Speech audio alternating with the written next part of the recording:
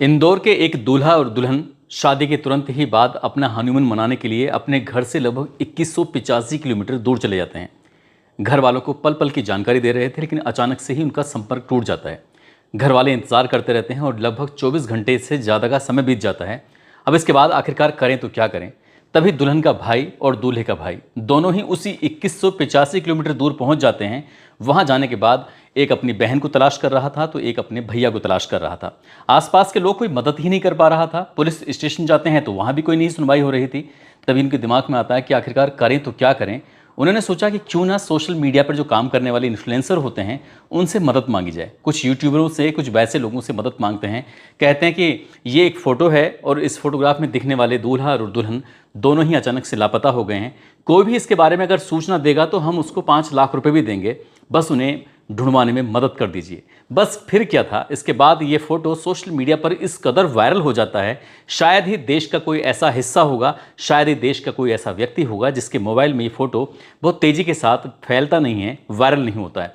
अब चाहे उस प्रदेश के मुख्यमंत्री हो जिस प्रदेश से वो घूमने के लिए गए थे, या फिर जिस प्रदेश में घूमने के लिए गए हुए हैं वहाँ पर उसके भी मुख्यमंत्री हो, या फिर भारत के गृह मंत्री के मोबाइल में भी ये फोटो पहुँच जाता है। सबके सब सक्रिय होते हैं। जो पुलिस पहले हीला हवाली वाला रवैया अख्तियार कर रही थी, उसके बाद पुलिस भी सक्रिय हो जाती है और तलाश जब शुरू होती है, जिसकी कतई उम्मीद नहीं की थी, जब वो होता है तो उसके बाद फिर घर वालों का रो रो कर बुरा हाल हो जाता है। दरअसल दूल्हा जब मरी हुई अवस्था में मिलता है और दुल्हन की तलाश जारी होती है तो परिवार वाले सोचकर हैरान थे, परेशान थे कि आखिरकार ये हुआ क्या था। आज की इस कहानी के माध्यम से हम यही समझने की कोशिश करते हैं कि आखिरकार उस दूल्हे और दुल्हन के साथ हुआ क्या था।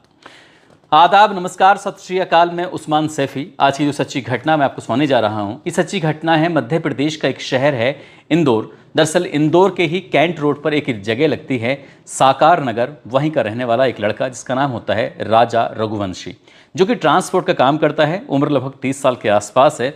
उसकी मुलाकात होती है सोनम नाम की एक लड़की से, जो कि प्लाईवुड कंपनी में एचआर का काम करती है। 2 महीने पहले मुलाकात होती है। उसके बाद परिवार वाले आपस में बातचीत करते हैं और परिवार वालों की रजामंदगी के बाद, सहमति के बाद दोनों की शादी तय हो जाती है।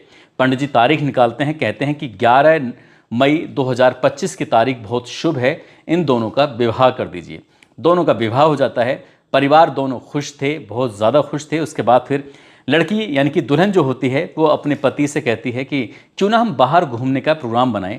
तभी दोनों बैठकर आराम से प्लान बनाते हैं कि हमें कहाँ कहाँ जाना चाहिए। दूल्हा कहता है कि मैंने अपने इंडिया के और बाकी जगहों की ये जगह देखी हुई हैं, तुम बताओ कि कहाँ जाना चाहती हो। जब भी दुल्हन कोई नाम लेती थी वो कहता था कि मैं तो पहले ही घूम चुका हूँ।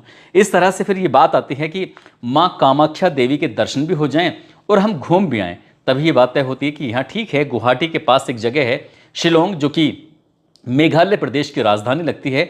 वहीं बहुत अच्छी अच्छी जगह हैं, झरने हैं, पहाड़ियाँ हैं, हम लोगों को वहीं चलना चाहिए। और इसके बाद फिर दुल्हन अपनी तरफ से ही हवाई जहाज़ की जो टिकट थे, फ्लाइट की टिकट तय कर देती है और ये दिन तारीख भी तय कर देती है कि हमें जाना कब है और वापस लौटकर कब आना है। उसके लिए क्या क्या प्लानिंग होती है, क्या क्या पैकिंग हो सकती है, क्या क्या सामान लेके जा सकते हैं।